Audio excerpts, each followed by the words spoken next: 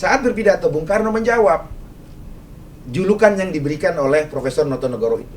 Ia katakan, aku bukan pencipta Pancasila, tapi aku sekedar penggali Pancasila. Mengapa? Karena kata Bung Karno, nilai-nilai Pancasila itu sudah hidup dalam saripatinya budaya bangsa Indonesia ini. Saripatinya Nusantara yang kaya raya adat istiadat ini, kata Bung Karno.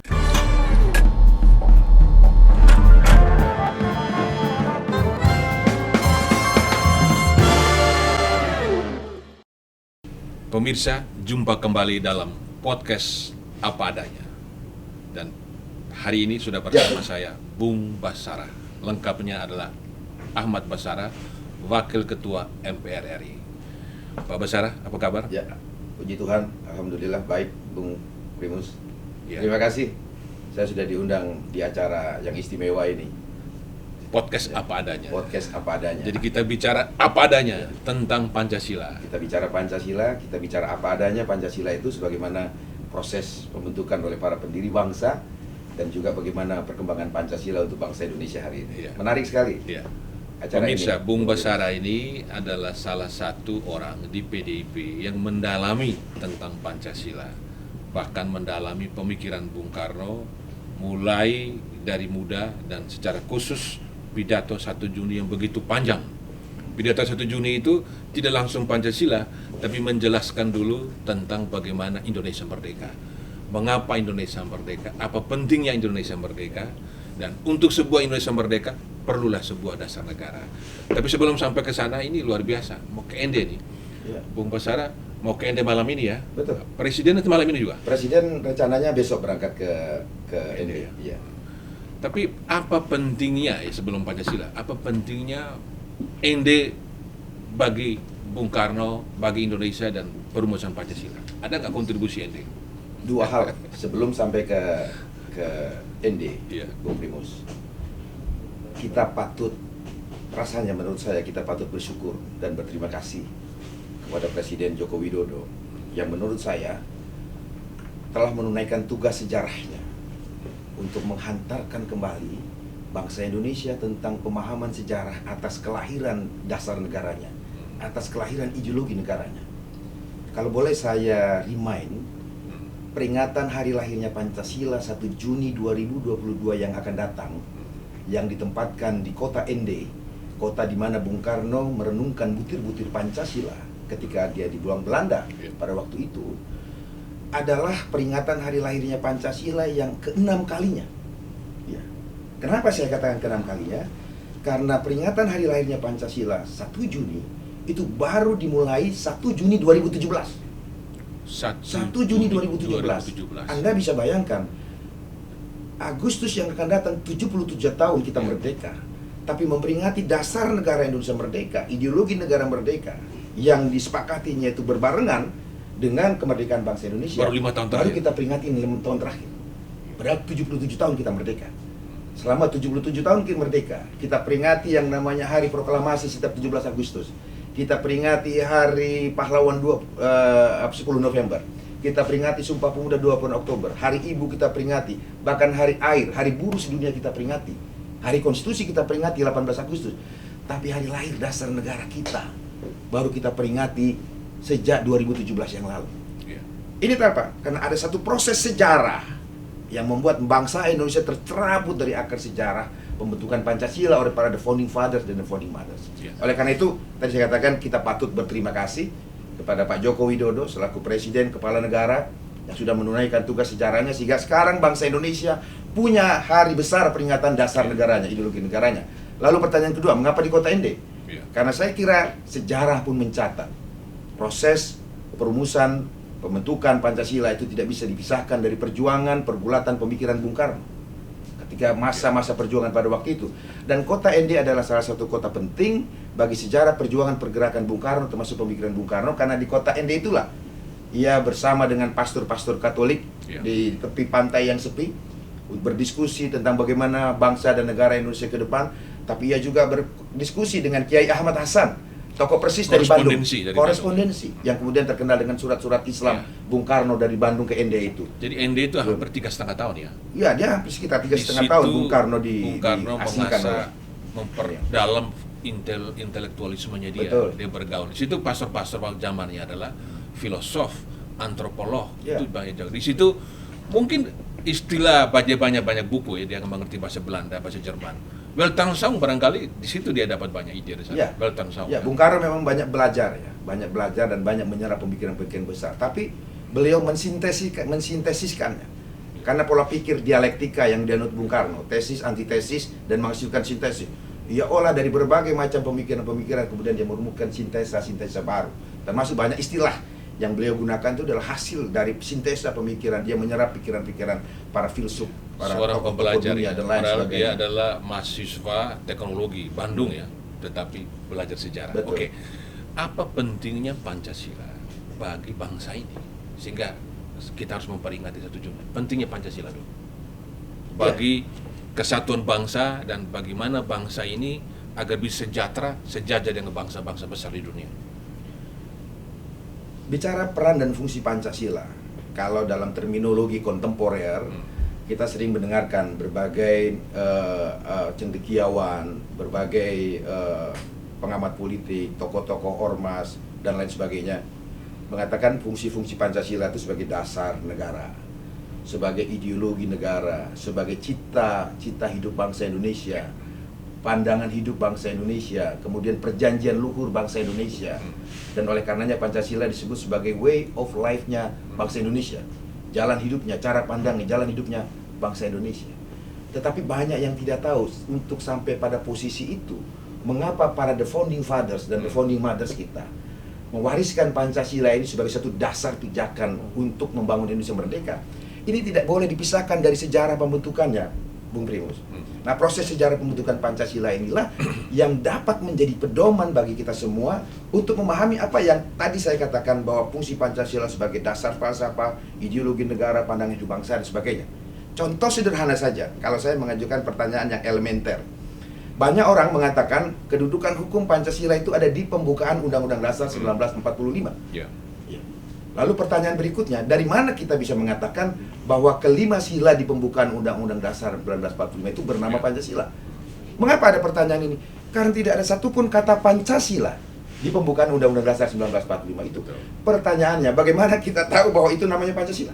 Harus teliti sejarah. Lagi-lagi jawabannya adalah jangan meninggalkan sejarah. Oke. Harus kita pahami sejarah itu. Sebelum sampai ke situ, pertanyaan saya tadi, apa pentingnya Pancasila bagi kehidupan Indonesia di era digital ini agar kita punya daya saing? Itu pertanyaan. Esensi Pancasila sebagai ideologi negara, dasar negara. Bung Karno menyebut begini, Bung Primus. Pancasila itu adalah meja statis dan let's start dinamis. Meja statis itu kalimat dia ya? Kalimat Bung Karno menjelaskan. Pancasila sebagai ideologi negara itu berfungsi sebagai meja statis dan bintang penutung, let's start dinamis. Apa meja statis? Meja statis itu dasar kita berpijak.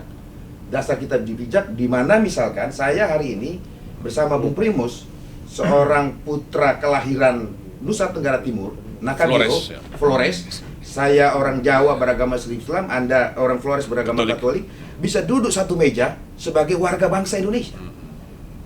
Di mana setiap bangsa Indonesia, apapun agama, suku, etnis, dia tidak boleh dibeda-bedakan. Itulah dasar pijakan politik kita bernegara.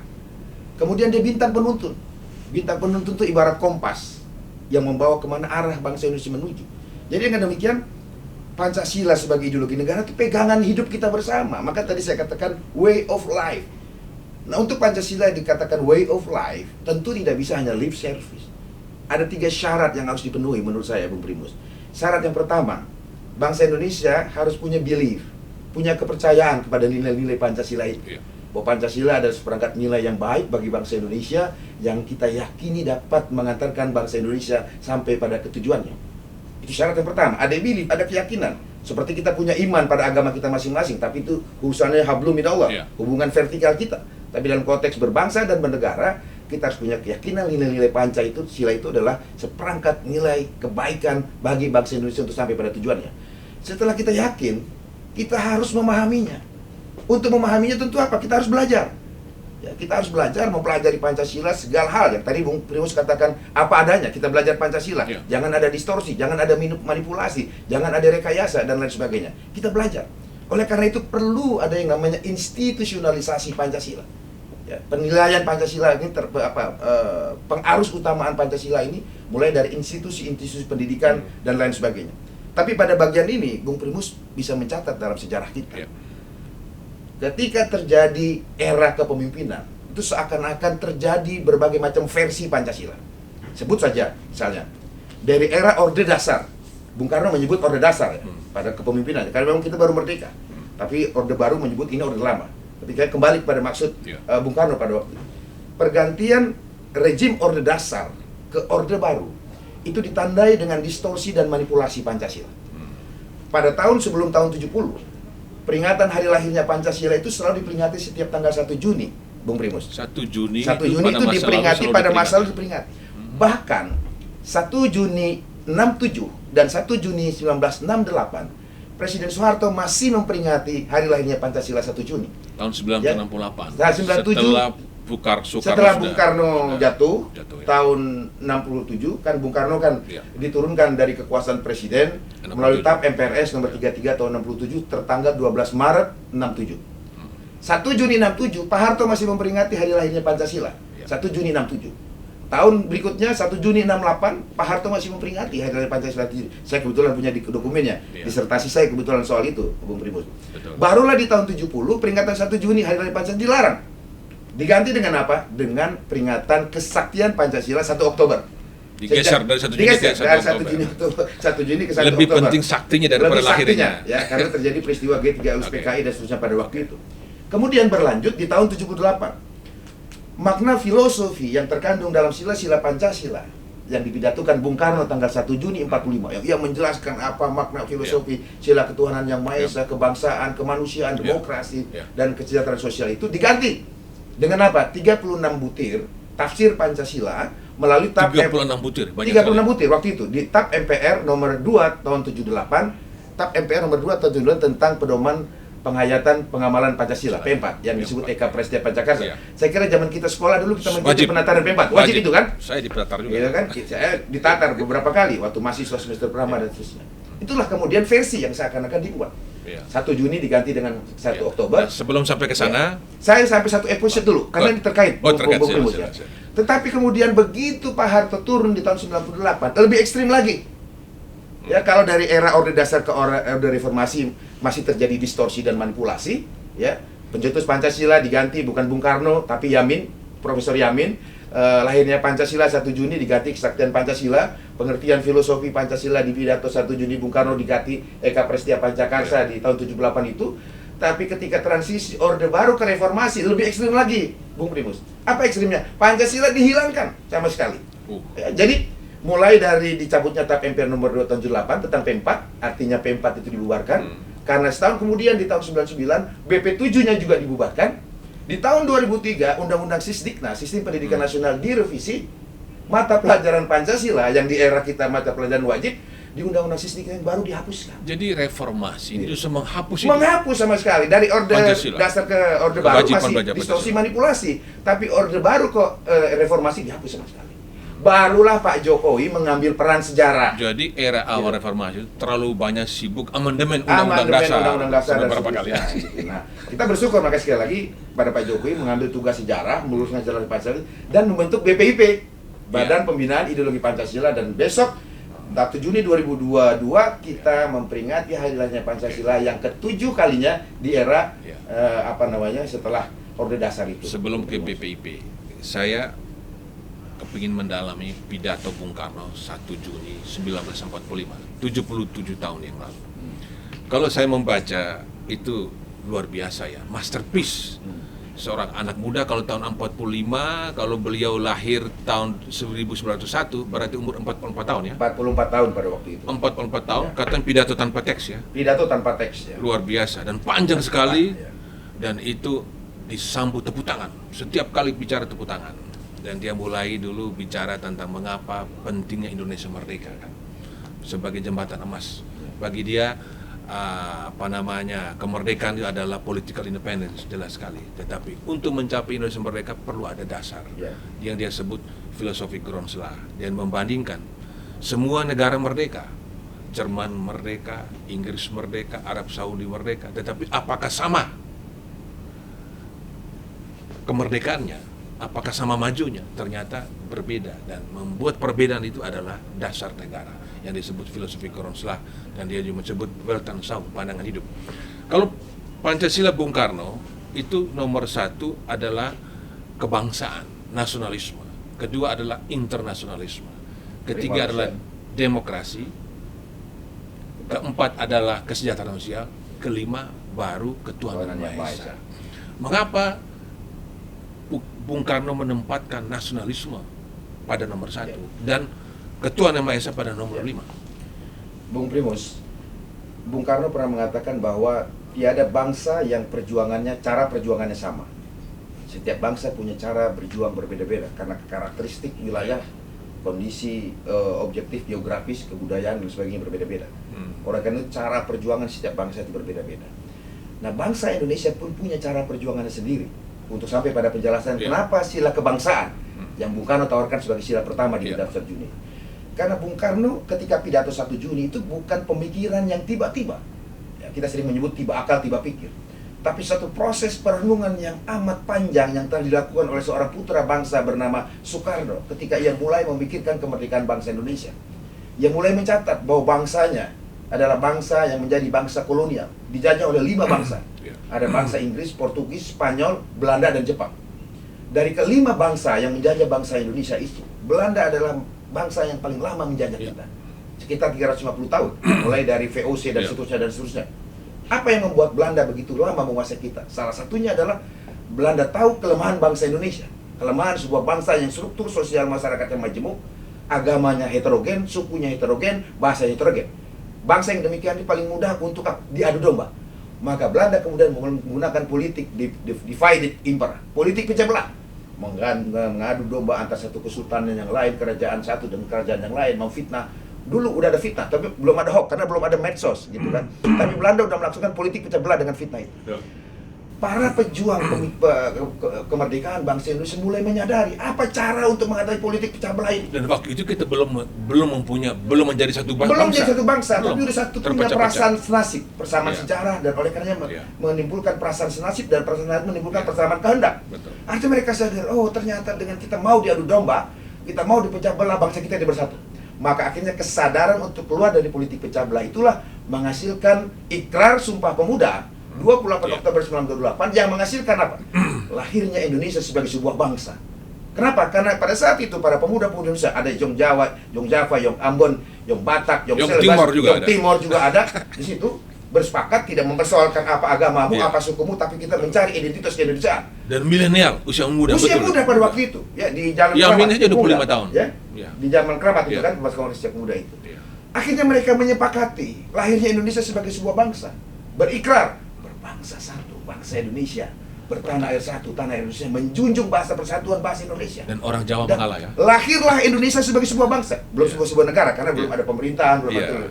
Menariknya Bung Primus, ikrar yang ketiga menjunjung bahasa persatuan bahasa Indonesia. Kongres karena itu diadakan di Pulau Jawa kan, di Jalan Keramat itu kan masuk dalam klaster Pulau Jawa. Pesertanya mayoritas Yong Java. Tapi pemuda-pemuda Jawa tidak mengambil haknya sebagai peserta mayoritas untuk memaksakan bahasa Jawa sebagai bahasa persatuan. Tidak memaksakan kehendak ya. Tidak memaksakan kehendak. Luar biasa. Bayangkan pada saat itu berapa tahun yang lalu di 1928 pemuda-pemuda Indonesia sudah berpikir jauh ke depan. Mereka mencita-citakan Indonesia merdeka tidak dibangun di atas dasar prinsip mayoritas minoritas. Betul. Tapi memikirkan bagaimana Indonesia merdeka perdagangannya maju karena bahasa persatuan yang itu Indonesia yang kita gunakan ini kan bahasa Melayu. Itu bahasa perdagangan. Pemuda-pemuda Indonesia sudah berpikir jauh ke depan pada masa itu, Bung Primus. Bayangkan belum ada internet, belum ada gadget, belum ada YouTube, mereka sudah berpikir jauh. Mari Dan kita kalau dari Maluku, dari Sulawesi datang pakai kapal laut kan? betul, luar biasa. Tidak seperti sekarang banyak pesawat ya. Seperti saya mau ke Ende naik pesawat. Iya, sekian jam. Mereka memilih bahasa Melayu. Padahal orang Jawa, pemuda Jawa kalau memaksakan bahasa Jawa. Tapi mereka tidak memimpikan Indonesia merdeka dibangun di atas dasar mayoritas minoritas. Dan sekarang orang Jawa juga mengalah, boleh ibu kota negara pindah ke Kalimantan. Ya kan? Nah, dari pengalaman sejarah itulah maka kemudian Bung Karno mengambil intisarinya bahwa kalau di 1928 Indonesia bisa lahir sebagai sebuah bangsa dengan politik antitesa daripada politik pecah belah, yaitu politik persatuan, sintesanya menyampaikan Sumpah Pemuda, maka ketika sidang BPUPK itu kan sebelum merdeka, Bung Karno pidato 1 Juni 1945 di sidang terakhir, ya, pada sidang yang pertama BPUPK waktu membahas apa dasarnya jika Indonesia merdeka kelak. Bung Karno pun kemudian melanjutkan pengalaman sejarah pemuda-pemudi Indonesia 1928. Lahirnya sebagai sebuah bangsa, maka Indonesia ingin lahir sebagai sebuah negara bangsa. Antitesa daripada kolonialisme dengan politik pecah belahnya itu juga harus dengan persatuan. Betul. Nah, persatuan. Maka Jadi nasionalisme itu akhirnya persatuan. sila yang pertama yang Bung Karno usulkan adalah sila kebangsaan. Dan kebangsaan adalah Ya kan? persatuan ya. Nah, kebangsaan itu artinya persatuan Persatuan. bangsa Indonesia. Persis ketika Betul. para pemuda-pemudi Indonesia ini tidak membedakan Anda yang Timor, Anda yang Batak, Anda yang Celebes, yang Jawa, dan lain sebagainya. Tapi ke Indonesia. Nah, Bung Karno menganggap dengan persatuan ini, ideologi ini bisa membebaskan bangsa Indonesia Betul. dari kolonialisme. Jadi Jadi yang betul. ada dalam pikiran Bung Karno itu adalah selalu persatuan, persatuan, persatuan. Karena hanya dengan persatuan itulah bangsa Indonesia bisa melakukan banyak hal. Betul. Begitu. Seperti sekarang inilah. Tanda-tanda perpecahan. Apa yang bisa kita lakukan? Kalau golongan Islam, golongan nasionalis terpecah, TNI, Polri terpecah, antar suku. Apa yang bisa kita lakukan? Banyak bangsa negara di dunia terpecah karena gagal mengelola perbedaan. Betul. Nah, akhirnya kemudian di pidato 1 Juni itu, Bung Karno melanjutkan setelah paham kebangsaan sebagai satu dasar menyatukan bangsa Indonesia untuk merdeka. Karena ini kan masih bulan Juni nih, belum Iya. merdeka kan? Iya. Lalu kemudian sila yang kedua adalah pri Sebentar, kemanusiaan. nomor 1 dulu. Jadi kebangsaan itu. Selanjutnya, Bung Karno kalau pidato kepada pemuda, dia tanya, "Hei pemuda, pemudi Indonesia, kalau ditanya, berapakah jumlahmu? Jawablah, kami hanya satu." Jadi komitmen Bung Karno terhadap persatuan luar biasa. Iya. Jadi saya bisa memahami beliau menempatkan nasionalisme pada sila pertama. Karena harus bersatu dulu Iya, kan. betul. Kita terpecah-pecah, bukan hanya etnis, suku, tetapi juga agama berbeda, golongan berbeda. Oke, referensi Bung Karno dalam pidato dia sebut, apa referensi dari nasionalisme kita? Dia menyebut cuma 2. Kita harus referensi kepada Majapahit. Sriwijaya dulu, Sriwijaya dan Majapahit. Itu bagaimana pertimbangannya? Ya, ketika bicara kebangsaan, Bung Karno bicara tentang national state, negara kebangsaan. Ya, negara kebangsaan. Bukan negara Borneo, negara Jawa, negara Sumatera, tapi satu national state, satu negara nasional kebangsaan. Yang itu waktu itu Indonesia meliputi- Raya, ada kata Raya, Indonesia Raya meliputi jajahan ex Hindia Belanda, Ya. itu maksudnya. Begitu. Artinya kebangsaan bangsa Indonesia itu kebangsaan yang utuh. Bukan kebangsaan Jawa ansih, kebangsaan Jawa, kebangsaan Batak ansih, Timur ansih, tapi kebangsaan Indonesia. Gitu. Bangsa Indonesia yang utuh. Itulah national state kata Bung Karno yang National ingin state, didirikan, yang tidak membeda-bedakan. Tapi kok suku, etnis, referensinya dan sebagainya. Majapahit itu lebih luas daripada Indonesia saat Iya, ini. otomatis. Tapi kan di dalam konteks Indonesia kan kemudian kita menyepakati batas wilayah, Batas wilayah. negara kesatuan Republik Indonesia kan. Gitu. Jadi sebetulnya kita nggak boleh berpikir Indonesia Raya ala Bung Karno, Indonesia Raya Majapahit, nanti kita ke Malaysia Ya, juga bagian nanti kita juga akan lama-lama. dianggap ekspansionis. Ekspansionis, Tentu ya. perkembangan pemikiran Bung Karno pada waktu itu mengikuti perkembangan hukum-hukum internasional Ya. yang sudah kita sepakati bersama. Karena pada konteks sila yang kedua, Nah, Bung sila Karno kedua, sila. menjelaskan setelah sila kebangsaan adalah internasionalisme. Internasionalisme atau pri kemanusiaan. Mengapa taruh Ya. di sila kedua? Itu karena Bung Karno menggabungkan antara paham kebangsaan dengan paham pri kemanusiaan itu sebagai satu konsepsi politik nasional Bung Karno. Internasionalisme itu Ya, perikemanusiaan Bung ya. Karno mengatakan nasionalisme bangsa Indonesia janganlah nasionalisme yang chauvinistis, Yang sempit. nasionalisme yang sempit, yang suka mengagung-agungkan suku bangsa sendiri dan merendahkan suku bangsa yang lain. Ya, seperti Nazi Hitler pada waktu itu. Jangan Tapi menjadi Indonesia Uber alles. Indonesia über alles katanya, mengutip di Jermania. Jerman, ya. Tapi Indonesia yang kebangsaannya yang berperi kemanusiaan. Kata Bung Karno, kebangsaan yang bergaul dengan bangsa-bangsa lain di dunia. Betul. Ya, dengan tentu secara setara. Ya. Equality before the law, ya, Ya. kesetaraan di depan hukum. Maka prinsip politik luar negeri kita adalah bebas dan aktif. Jadi Bung Karno narasinya setelah pri kebangsaan adalah pri kemanusiaan. Nasionalisme bangsa Indonesia adalah nasionalisme yang berpri kemanusiaan, yang bergaul dengan bangsa-bangsa lain di dunia ini. Begitu, bukan yang menyendiri. Ya, bukan yang menyendiri, oleh karena kita tidak mengikut blok barat maupun blok timur, karena kita ingin bergaul dengan semua bangsa di muka bumi ini. Iya. Barulah yang ketiga, Bung Karno menyampaikan konsep sosialismenya. Ya, jadi kalau merujuk pada jati diri Bung Karno itu kan ada 3, Bung Primus. Oh, yang ketiga demokrasi dulu. Nah, Iya. sosialisme bukannya Jadi, kesehatan yang mau saya jelaskan, Oh, ya. kan Anda tadi bicara tentang pemikiran Bung Karno. Ya. Ada 3 jati diri pemikiran Ya. Bung Karno. Di buku Sarinah, Buku Bung Karno menjelaskan, dalam jati diri ideologiku atau pemikiranku, dalam politik, cita-cita politikku, aku seorang nasionalis. Cita-cita Aku politik seorang seorang nasionalis itu dijabarkan dalam konsep kebangsaan dan pri kemanusiaan. Ya. Dalam cita-cita sosialku, aku seorang sosialis. Dalam cita-cita sosial ini dijabarkan Bung Karno di pidato 1 Juni Ya. menjadi sila demokrasi dan Demokrasi. kesejahteraan. Ketiga dan keempat. Ya. Itulah yang disebut cita-cita sosial. Ya. Dalam cita-cita teis, nah ini menarik. Nanti ini isu krusial. Ya. Cita teis ini artinya cita ketuhanan. Lawan kata dari teis ini adalah ateis. Bung Karno katakan di buku Sarina itu, dalam cita-cita teisku, aku seorang teis, seorang yang percaya kepada Tuhan. Dalam ini sebagai penganut agama Islam.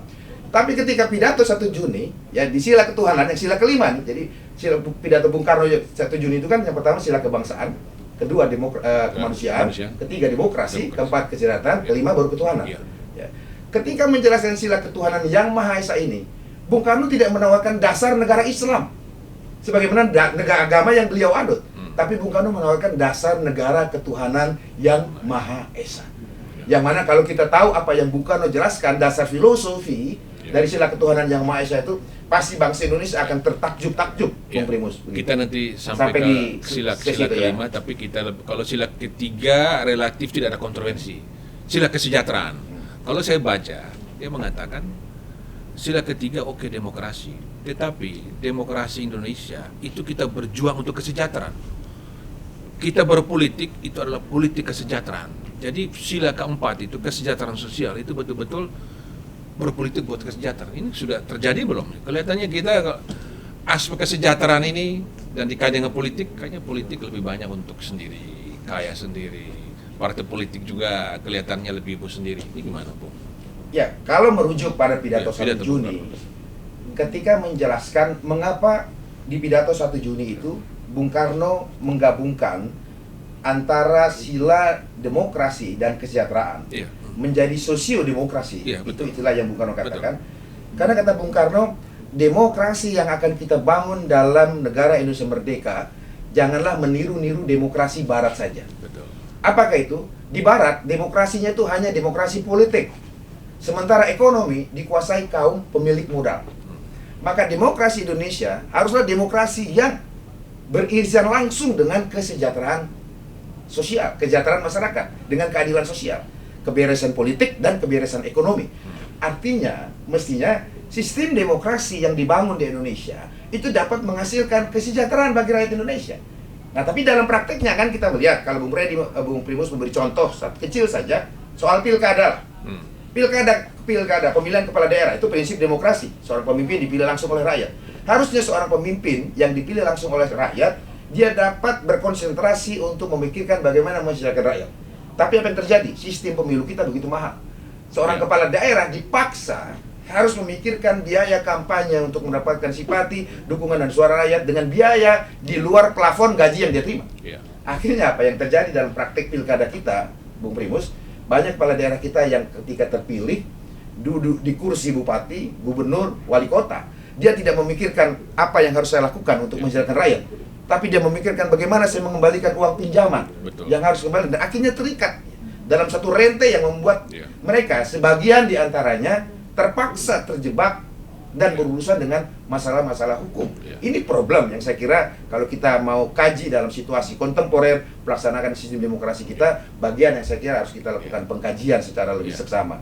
Dalam pidato 1 Juni itu kaitan antara demokrasi sila ketiga dan keempat, yaitu kesejahteraan. Bung Karno itu menekankan lagi, berulang-ulang kalimatnya, untuk apa kita merdeka? Kita merdeka apakah untuk satu orang? Kita merdeka untuk semua.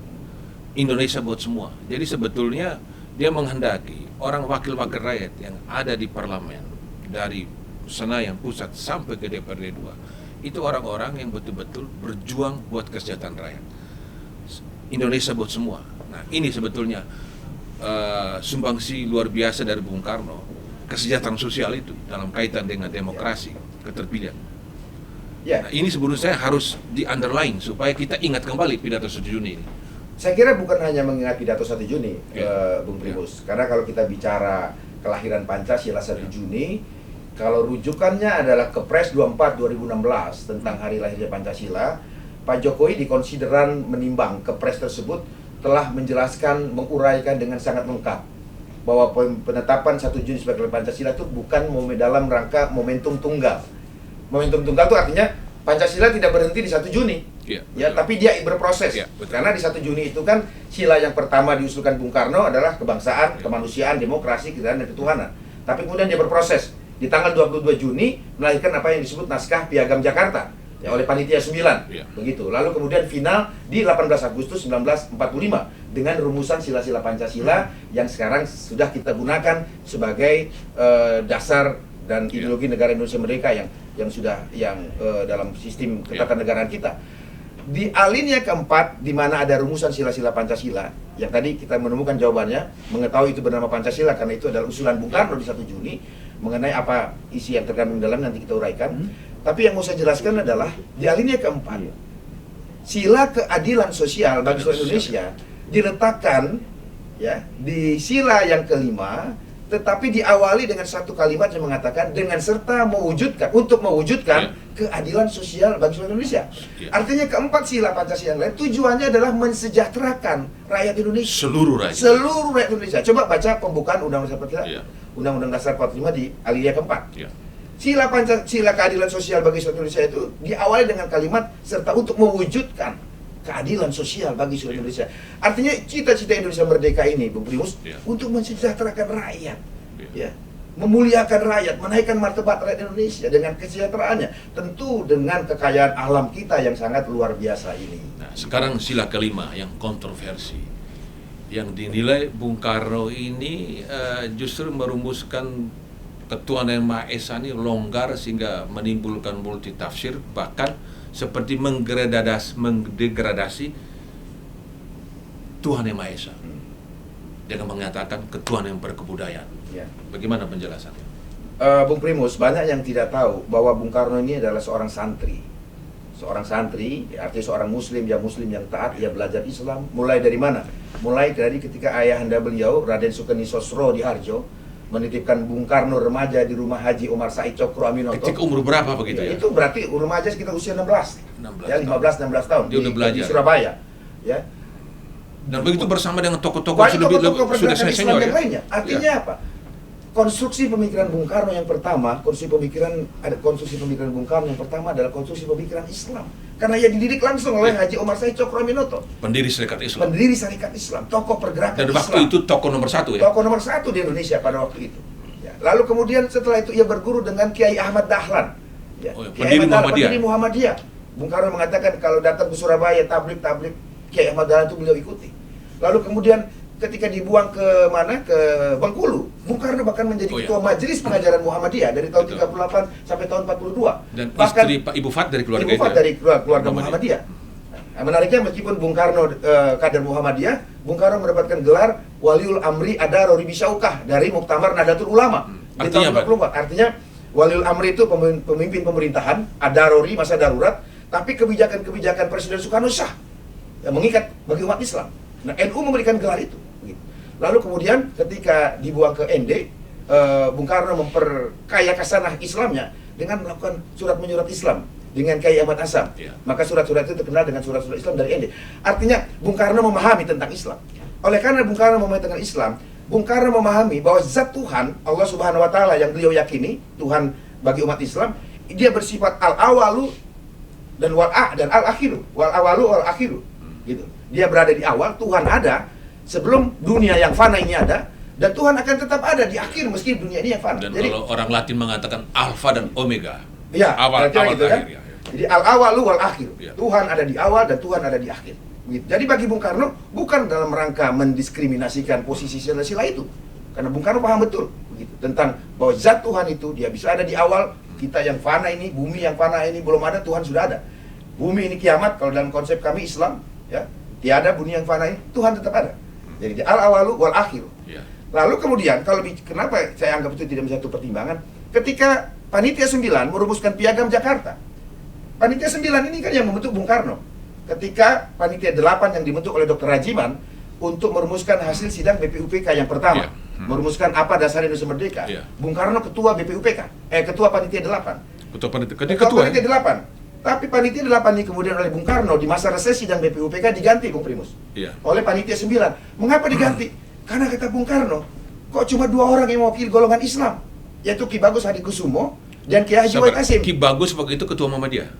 Pendiri Muhammadiyah. Pendiri Muhammadiyah. Ya. Karena nama itu sering Dia pendiri Muhammadiyah. Sering disebut dalam ya, pidato. Ini anggota sidang BPUPK dan menjadi anggota panitia 8 bersama Kiai Wahid Hasyim dari Nahdlatul Ulama.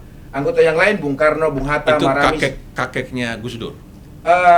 Ayahnya Gus Dur. Kiai Haji Wahid Hasyim ini ayahnya Gus Dur. Kalau kakeknya Gus Dur, Kiai Haji Hasyim Asy'ari. Ya, itu kakeknya. Kalau Kiai Wahid Hasyim itu ayahanda Gus Dur. Nah, Bung Karno mengatakan harusnya tim perumus yang akan merumuskan sidang BPUPK yang pertama untuk merumuskan apa dasarnya jika Indonesia merdeka kelak, komposisi tim perumusnya harusnya adil. Tapi mengapa hanya 2 orang mewakili golongan Islam, yaitu Ki Bagus Kusumo dan Kiai Wahid Hasyim? Mengapa muncul istilah golongan Islam dan golongan kebangsaan ini, Bung Primus?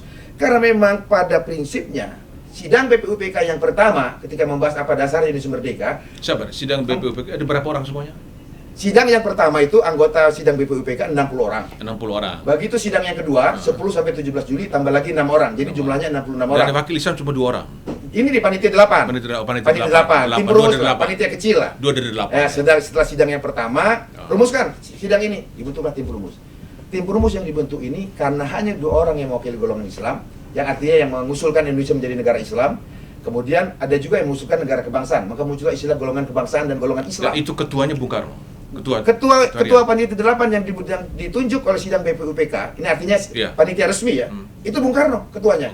Anggotanya ada Pak Yamin, Pak Hatta, kemudian juga ada Pak Alexander Andri Maramis, begitu, dan Ki Bagus Hadi Kusumo dan Kiai Wahid Hasyim, 8 orang. Nah, karena 2 orang yang mewakili golongan Islam, Bung Karno membentuk panitia kecil lain berjumlah 9 orang, Bung Primus. Komposisinya udah beliau buat adil. 4 orang mewakili golongan kebangsaan, 4 orang mewakili golongan Islam. Bung Karno berdiri di tengah sebagai ketua panitia. 4 dia 1 di tengah-tengah. 9, 4, 1 Bung Karno. Gitu kan. Keren. Nah, disinilah kemudian panitia ini membahas. Di panitia 9 inilah kemudian redaksi dan sila-sila Pancasila dirubah. Sila ketuhanan yang Maha Esa naik menjadi sila yang pertama. Ini bukti Bung Karno tidak bermaksud menempatkan sila ketuhanan yang Maha Esa itu sebagai sesuatu yang harus di bawah. Begitu. Nah, kenapa? Karena panitia 9 ini Bung Karno yang bentuk. Betul. Ketua panitia 9 ini juga adalah Bung Karno. Naiklah dia menjadi sila yang pertama. Bunyinya pun berubah, bukan lagi ketuhanan yang Maha Esa, Bung Primus, tapi ketuhanan dengan kewajiban menjalankan syariat Islam bagi pemeluk-pemeluknya. Ya, itu sila yang pertama di Piagam Jakarta 22 Juni 45. 22 Juni ya. 22 Juni. Sila yang kedua sama dengan yang lain. Kemanusiaan yang adil dan beradab, persatuan Indonesia sudah berubah nih. Redaksi dan susunan sila itu berubah. Kemudian kesejahteraan keadilan sosial di sila yang 5. Itulah yang disebut Naskah Piagam Jakarta 22 Juni 1945 oleh panitia 9. Begitu. Ketuanya Bung Karno. Begitu. Jadi kalau ada pertanyaan Bung Karno tidak meletakkan ketuhanan, baca sejarah ini, peralihan dari panitia 8 ke panitia 9 gitu. Nah, menariknya ketika disahkan tanggal 18 Agustus 1945 oleh Panitia Persiapan Kemerdekaan Indonesia, lagi-lagi ketua PPK ini diketuai Bung Karno. Wakil ketuanya Bung Hatta. Dr. Rajiman yang di sidang BPUPK menjadi ketua sidang BPUPK, menjadi anggota di PPK ini. Jadi anggota waktu itu belum disahkan sebagai dasar negara? Belum disahkan. Ya. Ketika 18 Agustus inilah Panitia Persiapan Kemerdekaan Indonesia bersidang tanggal 18 Agustus 1945, menghasilkan 2 keputusan. Keputusan pertama adalah mengangkat Bung Karno dan Bung Hatta sebagai presiden dan wakil presiden Republik Indonesia untuk pertama kalinya. Sampai itu tanggal berapa? 18 Agustus 1945. Jadi setelah mereka membaca naskah proklamasi, 17 Agustus naskah proklamasi. Belum menjadi presiden belum. Waktu itu kan Bung Karno atas nama bangsa Indonesia. Jadi hanya atas nama bangsa Indonesia. Atas nama bangsa Indonesia, ya. Atas nama bangsa Indonesia, Bung Karno memproklamirkan bangsa Indonesia. Di alinea kedua, teks proklamasi itu kan dikatakan hal-hal mengenai pemindahan kekuasaan dan lain-lain akan diselenggarakan dalam tempo yang sesingkat-singkatnya. 1 hari kemudian langsung bersidang. PPK ini bersidanglah. Kedua diangkat wakil presiden. 2 hal. Pertama, mengangkat Bung Karno dan Bung Hatta sebagai presiden dan wakil presiden. Yang kedua, menetapkan Undang-Undang Dasar tahun 1945 sebagai konstitusi Indonesia merdeka untuk pertama kalinya. Maka disitulah Indonesia merdeka sebagai yang diketok Palu sebagai negara itu Piagam Jakarta atau setelah? Ketika diketok di Undang-Undang Dasar itu. Diketok sebelum diketok? Diketok nih. Ketok dulu. Ketika diketok, nanti saya akan ceritakan perubahan itu. Ketika diketok tanggal 18 Agustus 1945, Undang-Undang Dasar kita, di pembukaan itu ada sila-sila Pancasila. Sila-sila Pancasila yang disahkan 18 Agustus 1945 ketuhanan dengan kewajiban menjalankan syariat Islam bagi pokoknya berubah menjadi ketuhanan yang Maha Esa. Gitu. Jadi kita final di ketuhanan yang Maha Esa tanggal 18 Agustus 1945. Karena rumusan final Pancasila itu sah di tanggal 18 Agustus 1945 itu, Bung Primus. Jadi dari seluruh proses rangkaian pembentukan Pancasila oleh para pendiri bangsa sejak pidato 1 Juni oleh pidato Bung Karno, mengalami perkembangan dalam naskah Piagam Jakarta 22 Juni oleh Panitia 9 yang juga diketuai oleh Bung Karno, dan rumusan final 18 Agustus 1945 oleh Panitia Persiapan Kemerdekaan Indonesia yang ketua PPKI juga adalah Bung Karno, sebagai satu kesatuan proses lahirnya Pancasila sebagai dasar negara Indonesia merdeka. Jadi final Pancasila bangsa Indonesia di 18 Agustus 1945 dengan sila ketuhanan yang Maha Esa, kemanusiaan yang adil dan beradab, sampai keadilan sosial bagi seluruh rakyat Indonesia. Pertanyaannya adalah bagaimana cerita perubahan Piagam Jakarta itu menjadi ketuhanan yang Maha Esa? Ini yang perlu diketahui oleh banyak orang, Bung Primus, ya, supaya menjadi dasar pijakan kita. Bung Hatta menjelaskan dalam bukunya Memoir Muhammad Hatta. Di sana ia jelaskan pada pagi hari sebelum sidang PPKI dimulai, Bung Hatta mengambil inisiatif dan prakarsa untuk melobi, tentu atas izin Bung Karno. Sebelum sidang dimulai. Oke, artinya sidang PPK tanggal 18 Agustus pagi hari, ia katakan di buku Memoir Muhammad Hatta itu. Artinya sebelum sidang. Yang menemui tokoh-tokoh pendiri bangsa dari golongan Islam. Ya, tentu atas izin Bung Karno sebagai ketua PPKI-nya. Kenapa? Karena Bung Hatta melobi tokoh-tokoh Islam agar bersedia merubah 7 kata itu menjadi ketuhanan yang Maha Esa. Setelah Bung Karno mendengar dari tokoh-tokoh dari timur, katanya. Ya, alasannya adalah karena para pendiri bangsa, Bung Hatta, Bung Karno, dan lain-lain mendengar tokoh-tokoh Indonesia pendiri bangsa dari Indonesia Timur dan lain-lainnya menyatakan keberatannya kalau Indonesia merdeka, konstitusinya hanya memberi tempat bagi umat Islam saja untuk menjalankan syariat agamanya. Bagaimana dengan yang umat Katolik, umat Hindu, umat Kristen, Buddha, dan lain-lainnya? Begitu. Bukankah di 28 Oktober 1928 kita telah berikrar untuk mendirikan bangsa Indonesia, artinya juga mendirikan negara Indonesia kelak, yaitu satu bangsa di mana kita tidak membeda-bedakan suku, agama, etnis dan sebagainya, berbangsa satu, bangsa Indonesia, bertanah air satu, tanah air Indonesia. Yang artinya di 18 Agustus 1945, satu hari, ya saya ulangi, satu hari setelah Indonesia diproklamirkan, Indonesia terancam bubar. Betul. Terancam bubar, karena bisa saja kalau naskah Piagam Jakarta itu dipaksakan, Indonesia bagian timur, Nusa Tenggara Timur, Bali dan lain-lainnya yang mayoritas penduduknya bukan beragama Islam, mungkin tidak akan ikut dalam perahu kemerdekaan bangsa Indonesia. Akhirnya apa? Pelajaran berharga, Bung Primus dan hadirin sekalian, pemirsa sekalian, kita petik dari para alim ulama pendiri bangsa Indonesia. Wisdom. Ternyata wisdom, kearifan dari para pendiri bangsa Indonesia diajarkan kepada kita semua, karena akhirnya Bung Hatta dengan waktu yang tidak terlalu lama dan tidak terlalu sulit mendapatkan persetujuan dari Ki Bagus Hadikusumo, dari Kiai Wahid Hasyim, dari Pak Haji Agus Salim, Pak Kasman Singgademejo, Tengku Muhammad Hasan dan lainnya, merubah 7 kata itu menjadi ketuhanan yang Maha Esa demi persatuan Indonesia. Demi persatuan Indonesia. Gitu. Maka kemudian sahlah Indonesia berdiri sebagai negara ketuhanan yang Maha Esa, yang artinya adalah negara, bukan negara satu agama, bukan negara agama dan Islam, itu disahkan, bukan negara agama Kristen, Hindu, Buddha dan sebagainya, tapi negara ketuhanan di mana Tuhan umat semua beragama itu diakui dalam bingkai negara hukum Pancasila. Dan teks itu disahkan. Ini resmi disahkan 18 Agustus. Jadi kalau ada yang mengatakan Pancasila itu adalah produk togut, produk kafir, bertentangan dengan ajaran Islam, sesungguhnya menurut pendapat saya pandangan itu menistakan ijtihad para alim ulama pendiri bangsa kita. Saya percaya dengan keulamaan Kiai Wahid Hasyim. Saya percaya dengan ilmu Islamnya Ki Bagus Hadikusumo. Saya percaya dengan ilmu Islamnya Haji Agus Salim, Pak Kasman, Pak Tengku Muhammad Hasan dan sebagainya. Tidak mungkin, Bung Primus, beliau-beliau itu mau menerima Pancasila sebagai dasar negara Indonesia merdeka kalau nilai-nilai Pancasila itu bertentangan dengan ajaran Islam. Jadi oleh karena itu, bagi saya, mereka yang mengatakan Pancasila ini bertentangan dengan ajaran Islam, bahkan produk togut, kafir dan sebagainya, sesungguhnya mereka telah menistakan ijtihad para alim ulama pendiri bangsa kita ini, Bung Primus. Ijtihad itu apa? Ijtihad itu adalah hasil pemikiran, perenungan dan penerimaan, ya, para alim ulama untuk menerima ketika ada usulan perubahan 7 kata dalam sila ketuhanan yang Maha Esa itu, tentu hasil proses pemikiran perenungan yang mendalam. Dan kalau boleh kita lihat dalam konteks kontemporer saat ini, kita lihat Nahdlatul Ulama telah menerima Pancasila sebagai dasar negara mereka melalui Muktamar tahun 84 di Situbondo. Kemudian Muhammadiyah mengkonfirmasi penerimaan Pancasila sebagai Darul Ahdi wa Syahadah dalam Muktamar Muhammadiyah terakhir 2015 di Makassar. Kemudian kita lihat organisasi keagamaan lain, Persekutuan Gereja Indonesia, dalam dokumen keesaan gereja menerima Pancasila sebagai perjanjian luhur bangsa Indonesia. Konferensi Wali Gereja menerima Pancasila sebagai kesepakatan bangsa Indonesia. Matakin, Walubi, Parisada Hindu.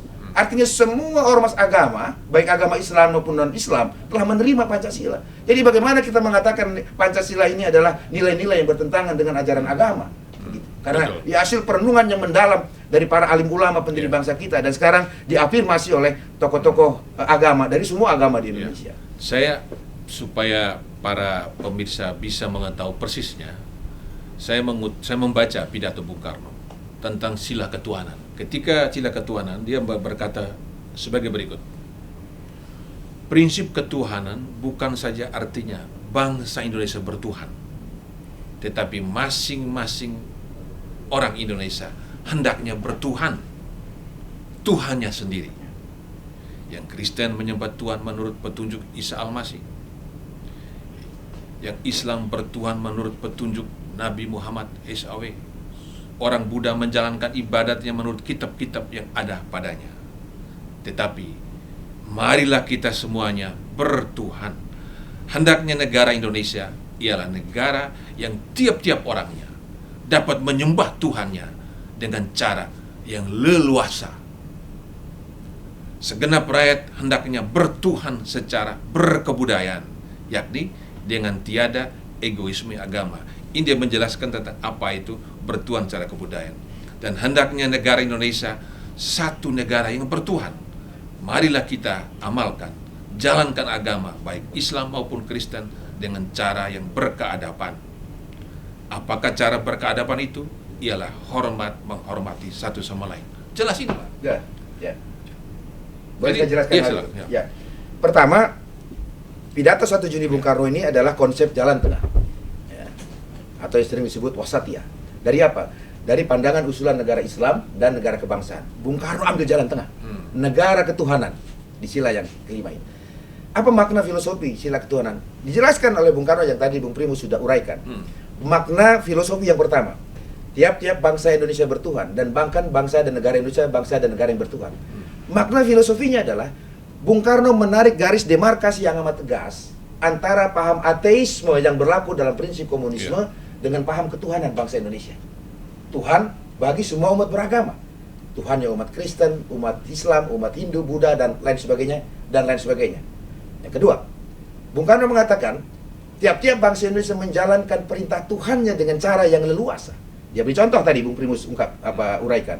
Yang Islam menurut petunjuk Isa Al-Masih, yang Kristen menurut petunjuk Isa Al-Masih, yang Islam menurut petunjuk Nabi Muhammad SAW, agama Buddha menurut kitab-kitab yang ada padanya, dan agama-agama lain juga demikian. Artinya apa?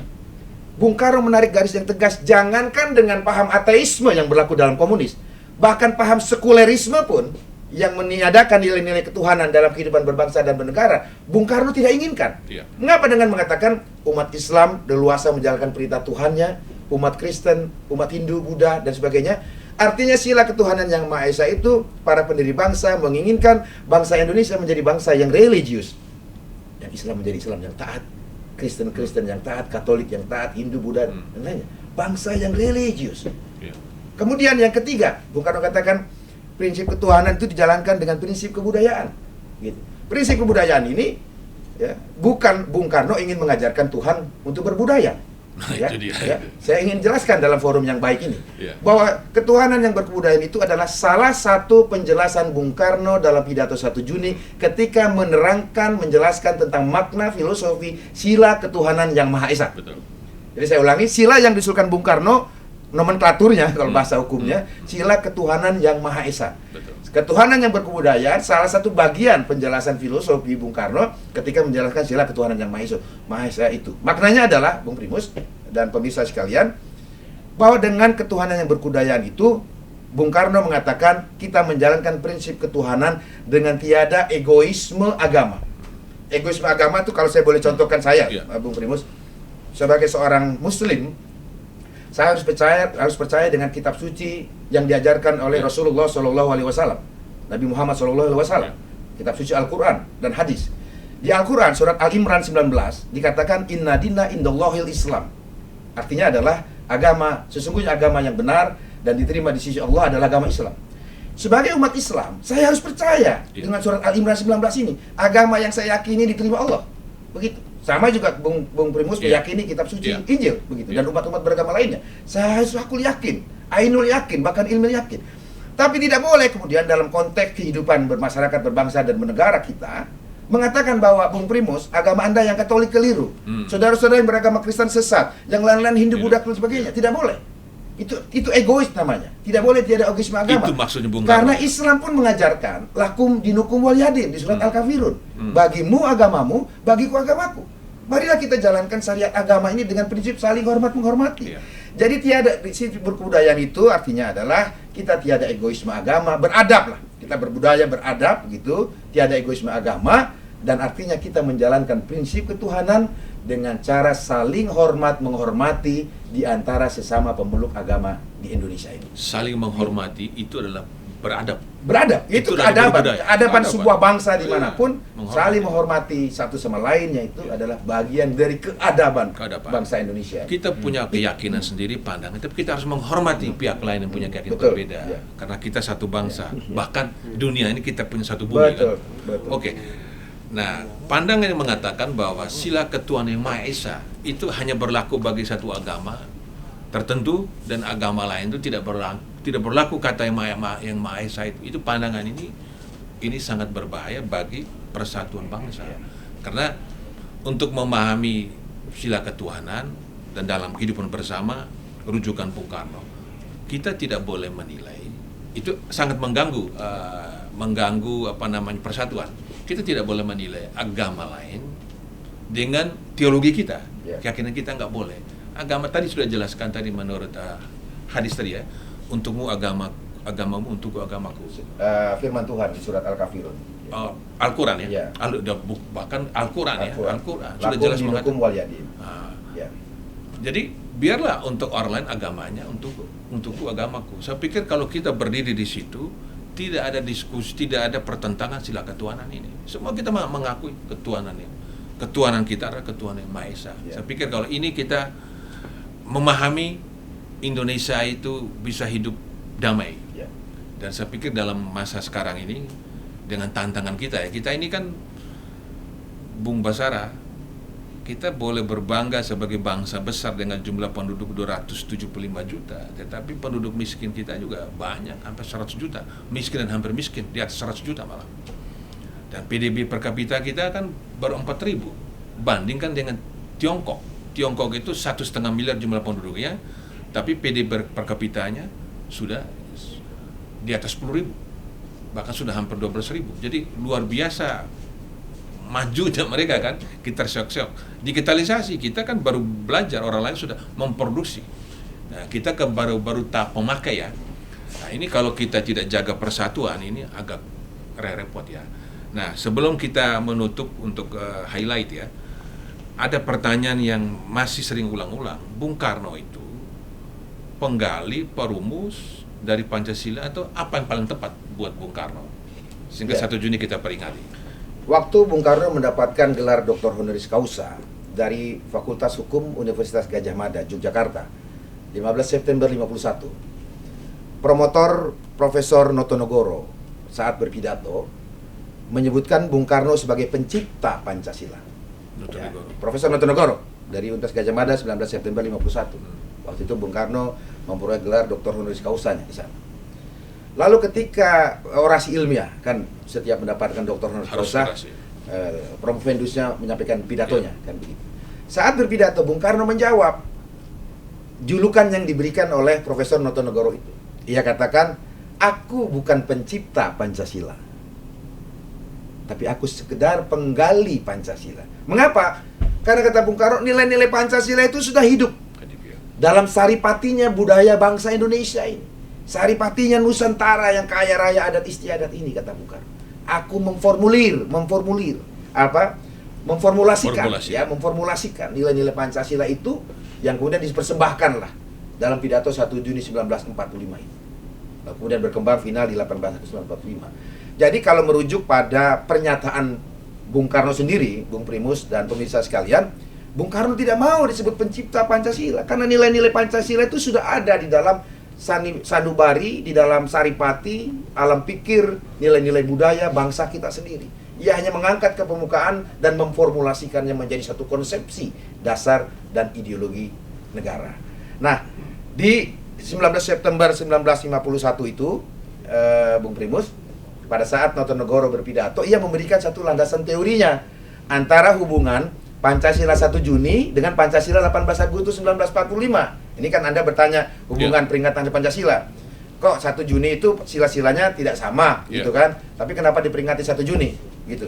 Nah, dasar teorinya itu dikemukakan oleh Profesor Notonegoro ini. Ia mengatakan bahwa penerimaan Pancasila 1 Juni oleh anggota sidang BPUPK, maksudnya kan diterima secara aklamasi itu, ya. Bukti-bukti otentik pidato Bung Karno diterima secara aklamasi yang Pancasila ya, bukan Trisila atau Ekasila, tapi Pancasila. Itu banyak sekali ya, dokumen-dokumennya bisa kita pelajari. Nah, Notonegoro mengatakan penerimaan Pancasila 1 Juni 1945 bukan terletak pada urut-urutan sila yang berbeda dengan urut-urutan sila yang terdapat pembukaan Undang-Undang Dasar 45. Karena sila pertama pidato ini kebangsaan, kemanusiaan, demokrasi, dan ketuhanan. Sila yang sudah di pembukaan, ketuhanan yang maha esa, kemanusiaan yang adil sampai keadilan sosial. Bukan pada posisi letak sila-silanya, kata Notonegoro, tetapi terletak pada pengertiannya yang bersifat tetap sebagai dasar falsafah negara. Artinya apa?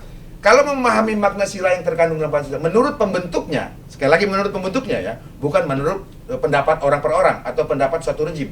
Artinya ketika sidang BPUPK itu mulai, ya pidato 1 Juni itulah Bung Karno yang menjelaskan apa sih maksud pendiri bangsa ini, sila ketuhanan yang maha esa. Kira-kira urayanya seperti yang tadi Bung Primus bacakan begitu. Jadi bukan pada urut-urutan. Nah, oleh karena itu Kepres 24 2016 tentang 1 Juni sebagai Hari Pancasila tidak menyebutkan hari lahirnya Pancasila itu pada momentum tunggal di 1 Juni. Tapi dikatakan di sana final di 18 Agustus 1945. Tapi prosesnya dimulai dari pidato 1 Juni Bung Karno, mengalami perkembangan dalam naskah Piagam Jakarta 22 Juni oleh Panitia 9 yang juga diketuai oleh Bung Karno, dan final di 18 Agustus 1945 oleh yang ketuanya juga adalah Bung Karno. Jadi ia merupakan satu proses kesatuan lahirnya Pancasila sebagai dasar negara Indonesia merdeka. Nah, dengan kita belajar sejarah ini, Bung Primus dan pemirsa sekalian, kita dapat mengetahui mengapa kelima sila di pembukaan Undang-Undang Dasar 1945 yang kita gunakan sekarang bernama Pancasila. Karena itu diusulkan Bung Karno pada tanggal 1 Juni. Dan di situ Bung Karno jelas. Saya sudah menyebutkan lima dasar ya, 5 butir. Ya. Apakah kita mau namakan Panca Karsa atau Panca yang lain? Pancadharma atau Pancadharma ya. Katanya ada atas nasihat seorang ahli bahasa. Panca. Akhirnya dipilihlah oleh Bung Karno yang asas Pancasila itu. Asas itu artinya dasar ya. Dasar, ya. Nah, maka jadilah Pancasila. Sila artinya asas ya. Saya pikir jelas sekali Bung Karno. Nah, satu lagi ada yang mengatakan Pancasila itu dasar negara, bukanlah ideologi. Ya. Pancasila bukan ideologi. Nah, ini bagaimana penjelasan? Bahwa kita Pancasila itu dasar negara, yes. Ideologi juga ya. Untuk menjawab pertanyaan itu, kemana kita harus bertanya? Menurut saya, kita bertanya kepada para pendiri bangsa. Pancasila ini hanya dasar negara atau ideologi negara? Kalau rujukannya adalah pendiri bangsa, maka mari kita buka sidang BPUPK. Dapat kita temukan bahwa kesepakatan sidang BPUPK yang pertama, tanggal 29 Mei sampai 1 Juni, ketika membahas dasarnya Indonesia Merdeka, yang disepakati itu adalah dasar dan ideologi, bukan hanya dasar. Dari mana kita lihat?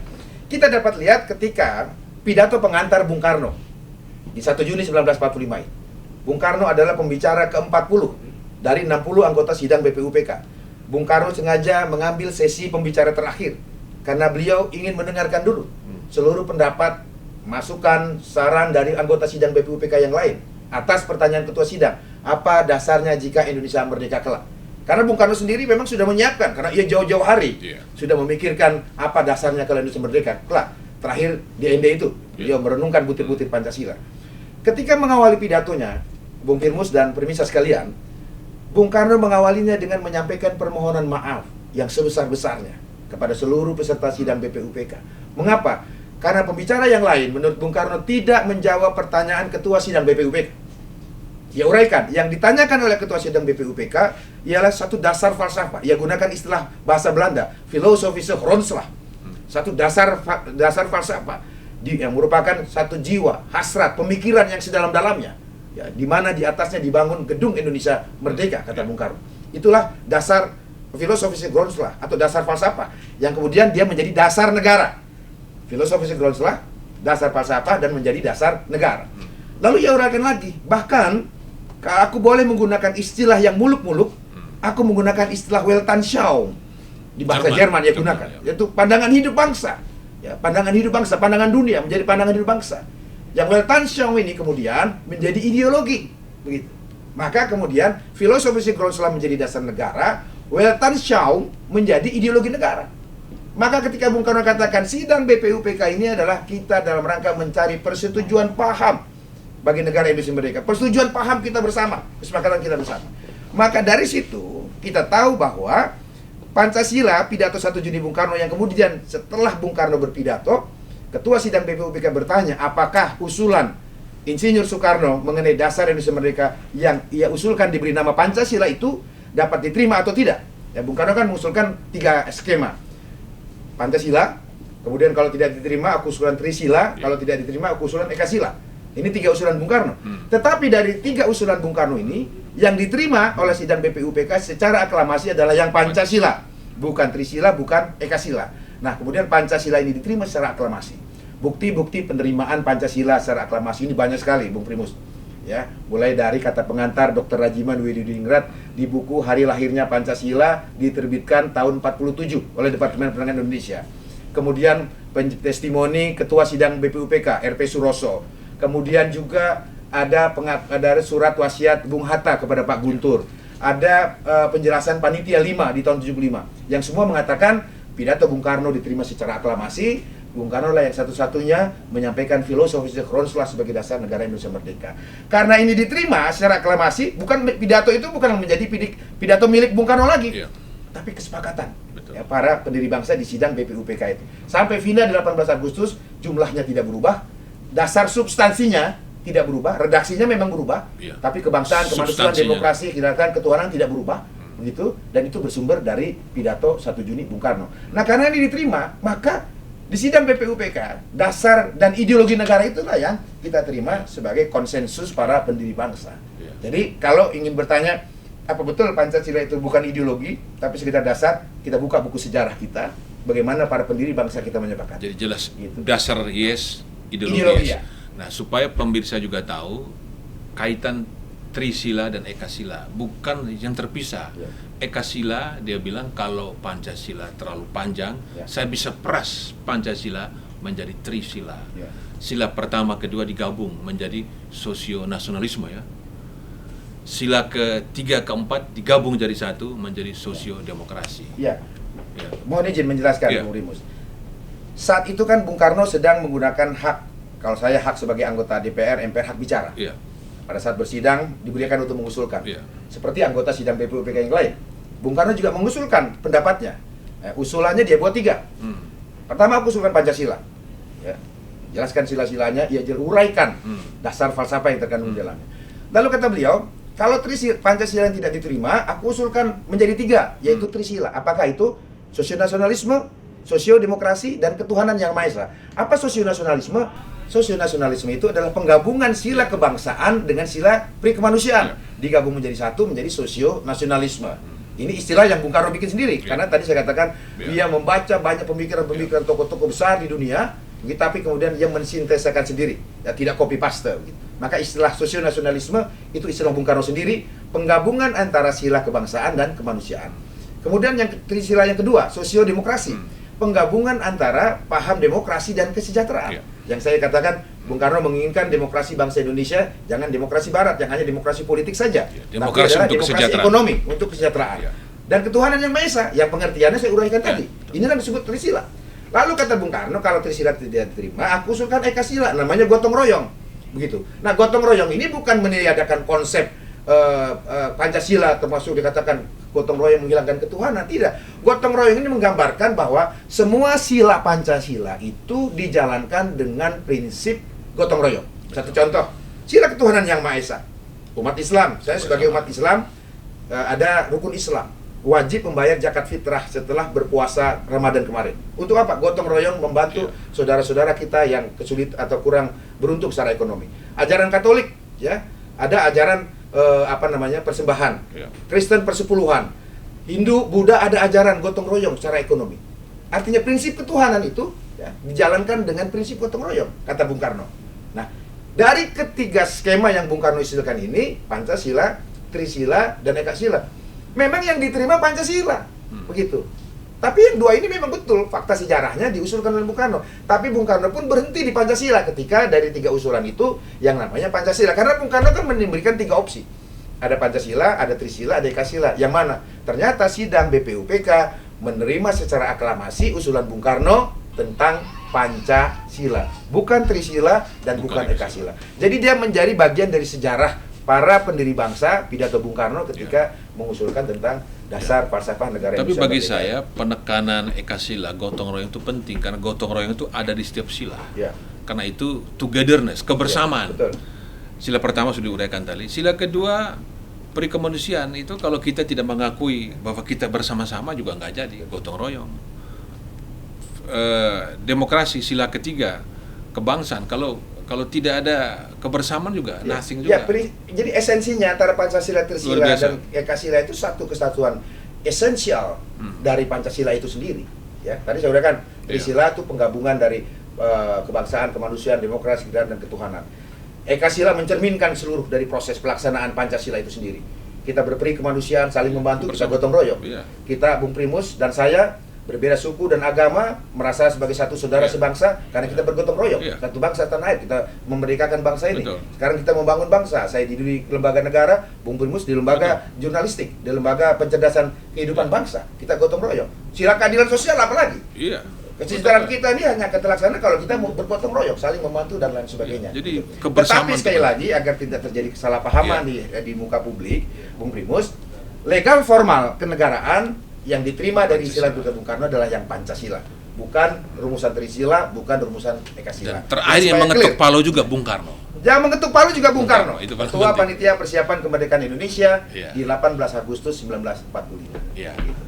Dan terakhir, bagaimana supaya Pancasila, dasar negara, ideologi, supaya dia betul-betul bermanfaat. Saran Anda, Bung Basara, kepada publik Indonesia, terutama yang zilenial.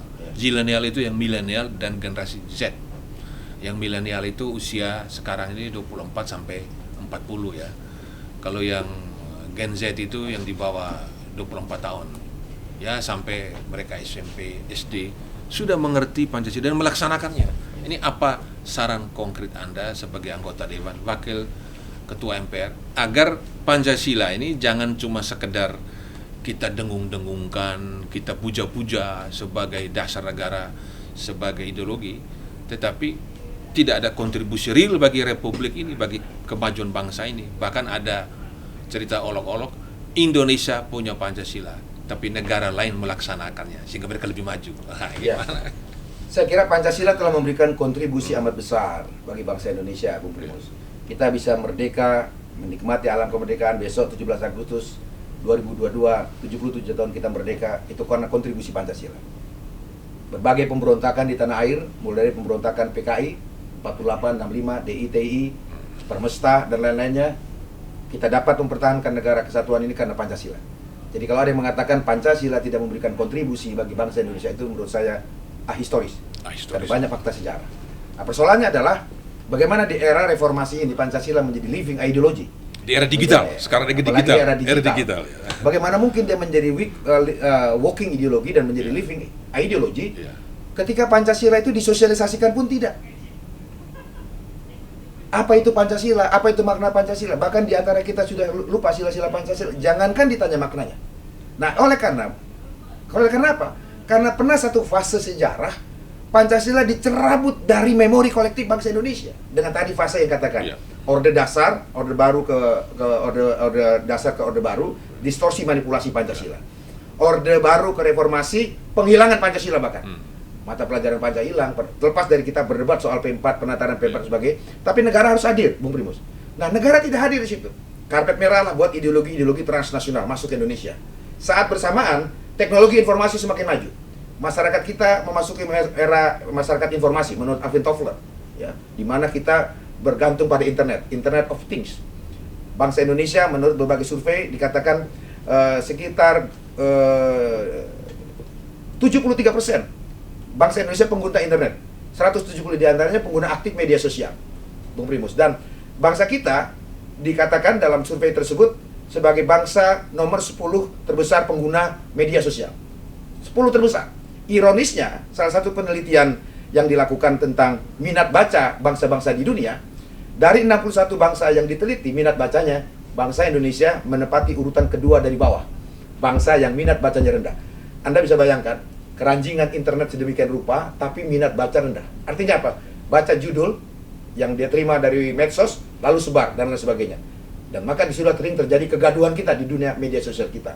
Nah, di dalam konteks ini, pertama, negara harus hadir dulu, ya, untuk memandu bangsanya menjalani prinsip kehidupan berbangsa dan bernegara kembali kepada Pancasila. Untuk kembali kepada Pancasila, maka Pancasila itu harus diinstitusionalisasikan kembali. Oleh karena itu, sekali lagi, kita berterima kasih kepada Pak Jokowi yang membentuk BPIP. Sekarang dalam proses revisi Undang-Undang Sisdiknas, memasukkan kembali mata pelajaran Pancasila sebagai mata pelajaran wajib. Tetapi institusionalisasi Pancasila di dunia pendidikan dan juga melalui non-pendidikan formal yang dilakukan oleh Badan Pembinaan Ideologi Pancasila tidak akan mungkin dapat terlaksana kalau tidak ada suri tauladan dari para pemimpin bangsa untuk melaksanakan bagaimana Pancasila itu menjadi ideologi yang bekerja di tengah-tengah bangsanya sendiri. Suri teladan dari penyelenggara negara. Penyelenggara negara itu mereka yang ada di legislatif seperti Bung Basara dan teman-teman, eksekutif dan yudikatif. Ya, benar. Terutama kan? Ya, jadi itu tadi. Jadi memandu Pancasila menjadi arus utama dalam kehidupan berbangsa dan bernegara, selain institusionalisasi di dunia pendidikan, ya, dan juga melalui Badan Pembinaan Ideologi Pancasila, praktek bernegara kita juga harus ditunjukkan oleh para penyelenggara negara dan juga para elit masyarakat yang lainnya. Misalkan dalam hal berdemokrasi, ya, demokrasi dari pelaksanaan sila keempat Pancasila tidak bisa dipisahkan dari sila-sila yang lain, terutama sila persatuan Indonesia. Maka ketika kita berkontestasi secara politik, ya, dalam event demokrasi, maka jangan kita segregasi masyarakat kita ini dengan pembelahan-pembelahan isu sara suku, agama, rasialisme, dan antar golongan dan sebagainya. Justru demokrasi bangsa Indonesia harus meningkatkan kohesivitas bangsa Indonesia. Itu satu contoh saja. Dan banyak hal-hal lain, Bung Primus, yang saya kira ini adalah momentum bagi kita semua. Bagaimana di era pemerintahan Pak Jokowi ini yang sudah mulai mengarus utamakan Pancasila, mendapatkan respon positif dari berbagai masyarakat agar Pancasila milik bangsa Indonesia ini, ya, saya ulangi, milik bangsa, bukan milik golongan, milik kelompok, lagi milik perorangan. Maka karena Pancasila milik bangsa, maka tugas bangsa inilah adalah untuk merawat, menjaga, dan melestarikannya. Untuk siapa? Untuk anak cucu kita, Bung Primus. Karena negeri yang kita diami ini titipan, yang melanjutkan nanti anak cucu kita. Maka kerukunan, persaudaraan di antara bangsa Indonesia yang majemuk adalah satu prasyarat agar anak cucu kita kelak bisa hidup dalam negerinya yang damai, bangsanya yang rukun, tentram, ya, dan lain sebagainya, dan lain sebagainya. Begitu, Bung. Pemirsa, kita sudah mendengar perbincangan cukup panjang dan pandangan yang jelas dari Wakil Ketua MPR RI, Bung Ahmad Basarah. Boleh saya closing statement? Silakan, Pak. Bagi saya, Bung Primus, tidak ada bangsa di muka bumi ini yang dapat menjadi bangsa yang besar ketika bangsa itu menjiplak falsafah bangsa orang lain. Lihat saja bangsa Amerika. Jadi bangsa yang besar karena dia berpedoman teguh pada falsafah bangsa yang sendiri. Kemudian bangsa Jepang, sekarang bangsa Tiongkok, kemudian Saudi Arabia dan sebagainya. Mereka memegang teguh falsafah bangsa sendiri. Dan bangsa Indonesia tidak mungkin dapat menjadi bangsa yang besar kalau kita menjiplak-jiplak falsafah bangsa orang lain. Karena setiap bangsa punya sejarah terbentuknya yang berbeda, punya peradaban yang berbeda, punya kebudayaan yang berbeda. Maka bangsa Indonesia hanya dapat menjadi bangsa yang besar kalau kita berpegang teguh pada falsafah bangsa kita sendiri. Bukan menjiplak falsafah bangsa Amerika, bukan menjiplak falsafah bangsa Tiongkok, dan juga bukan menjiplak bangsa Saudi atau bangsa-bangsa yang lainnya. Mari, kalau bangsa ini mau maju, kita berpegang teguh, kita laksanakan falsafah bangsa kita sendiri yang diwariskan oleh para pendiri bangsa. Ada alim ulama di sana, tokoh-tokoh agama lain juga ada di sana, para syuhada bangsa. Mari kita jaga warisan ini untuk anak cucu kita di masa yang akan datang. Luar biasa, Bung Ahmad Basara. Sama-sama, Bung Rimo. Ya, pemirsa, Amerika menjadi bangsa besar. Salah satu faktor penyebab adalah pendidikan dasar menengah itu pelajaran wajib sejarah Amerika. Wajib. Bahkan sampai masuk perguruan tinggi, semester-semester awal, itu mereka mendalami sejarah Amerika. Itu sebabnya kebanggaan orang Amerika terhadap Amerika itu luar biasa. Siapapun juga tidak perlu dia lahir di Amerika, dia sampai ke Amerika sudah dewasa, menjadi warga negara Amerika, satu hari kemudian dia sudah punya kebanggaan. Nah, ini yang perlu ada juga di Indonesia, bangsa kita. Pelajaran sejarah tentang Pancasila itu harus dihidupkan kembali. Bagaimana orang bisa melaksanakannya kalau generasi muda tidak mengetahui tentang Pancasila, sejarah kelahirannya, dan pentingnya bagi bangsa ini. Pemikiran Bung Karno tentang Pancasila, ada 5 butir Pancasila. Tapi bagi saya, setelah mendengar penjelasan Bung Ahmad Basara, dan sebelumnya membaca cerita Bung Karno, membaca pidatonya, penekanan Bung Karno yang paling besar adalah persatuan. Bahwa ketuhanan dia yakinlah semua orang Indonesia itu bertuhan. Tetapi persatuan itu sesuatu yang harus diperjuangkan detik demi detik. Kenapa? Indonesia itu berbineka, berbeda dalam suku, etnis, ras, dalam agama dan golongan. Dan kalau kita tidak bersatu, kita tidak mungkin bisa mengerjakan yang lain.